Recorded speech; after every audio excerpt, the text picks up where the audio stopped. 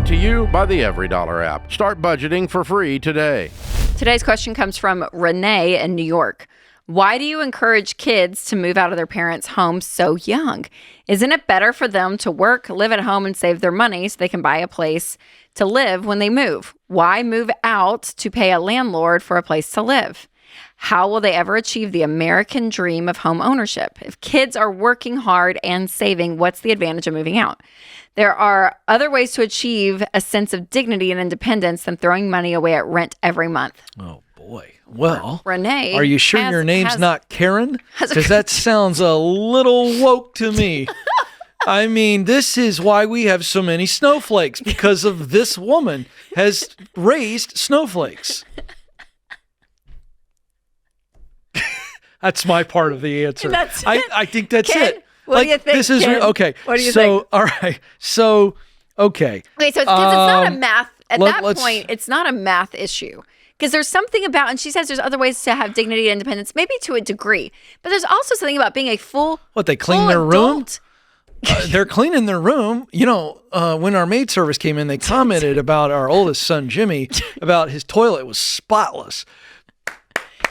Jimmy, he's doing great, Mom. Way to go. I mean, this whole question is so, listen, this is pathetic. And questions, plural. There's Questions. She's very mad. All right, I'll break this. Oh, well, she's getting me mad. Okay, here we go. Why do you encourage kids to move out of their parents' home so young?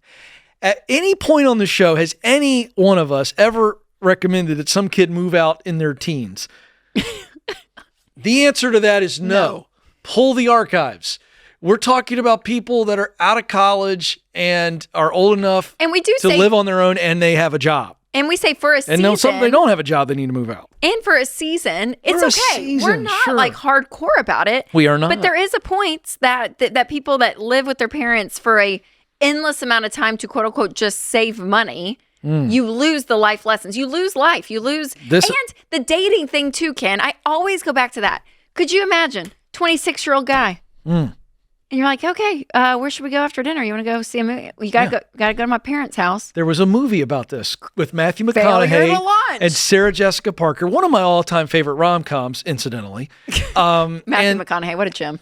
And the whole thing is that the parents didn't want him to leave. And let me tell you something about Renee.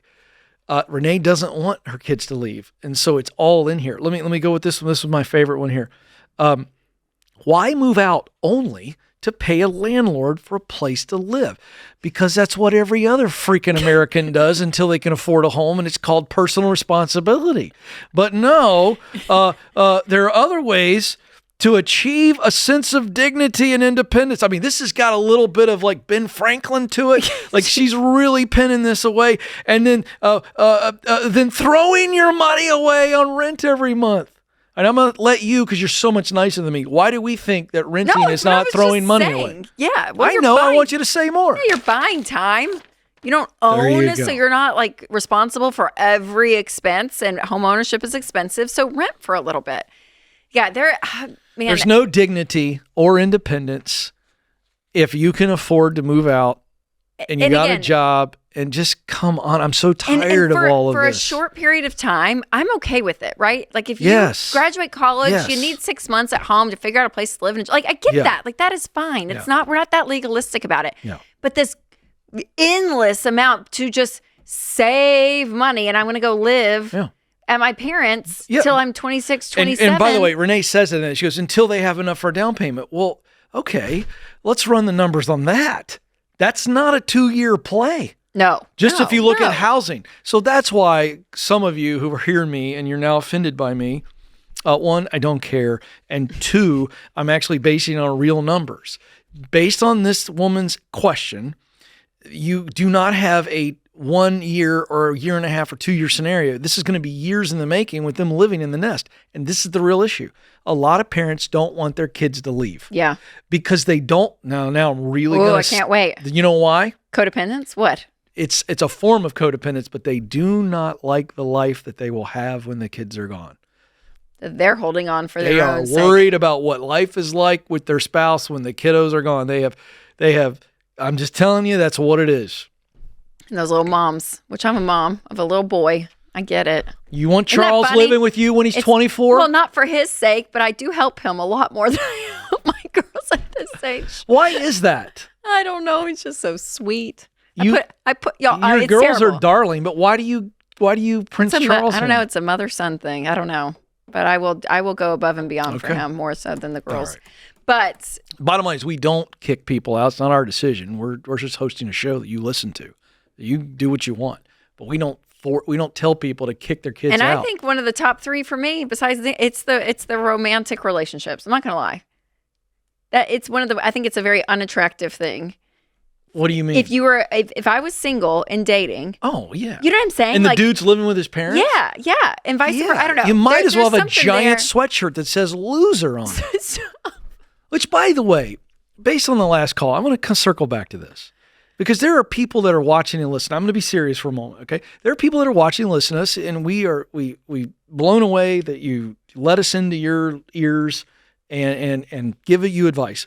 But I want to say this just because I'm that guy. I love it. Go, Ken. I'm 51. If you are a woman and you are single right now and you are dating a dude who you are attracted to, I don't care what the reasons are, but you know somewhere in your gut that he doesn't have his act together, would you please have the dignity to press pause and put it on the line for him and go, I'm concerned?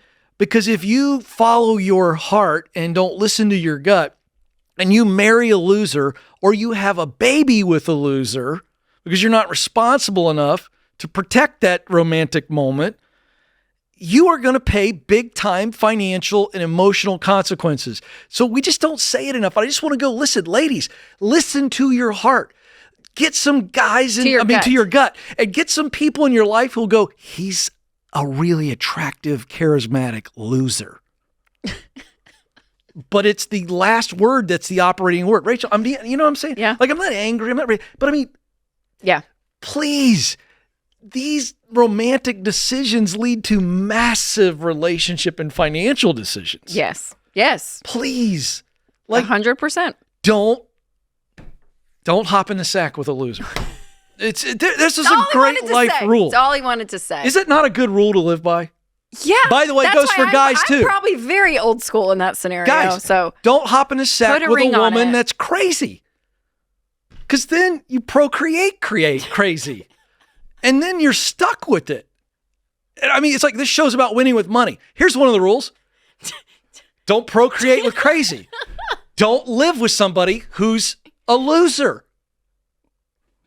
You would be surprised at how wealthy you could become. But I do think what? Am I right? Well, yes, because we get these calls a lot from the relational side. Yeah, and it's all back to those two rules. And they tell us scenarios, and we're like, what are you doing with them? Or her? Like, she sounds terrible, or he sounds terrible. Yeah. And I think either, number one, you just don't have people in your life that are going to say it, or there's not enough, you're so deep in it that there's no mirror. You can't see out of it. You don't see a difference. You need someone else, which is why they're calling two strangers, right? Which we appreciate. Yeah. By the way, you hear it. You hear it in their voice. You go, why are you with them? And they're kind of like, And here's what happens. When you sell your dignity for companionship, you sell your gut, you sell your values, any of those scenarios, when you sell that for that emotional feeling that person provides, you are setting yourself up for relational and financial disaster. So somebody had to say it. I think this is Life Skills 101. What I just said there is not new, nor is it that deep. But boy, oh boy, is it right. Common sense. Not so common anymore. Not anymore. Create your free every dollar budget today, the simplest way to budget for your life.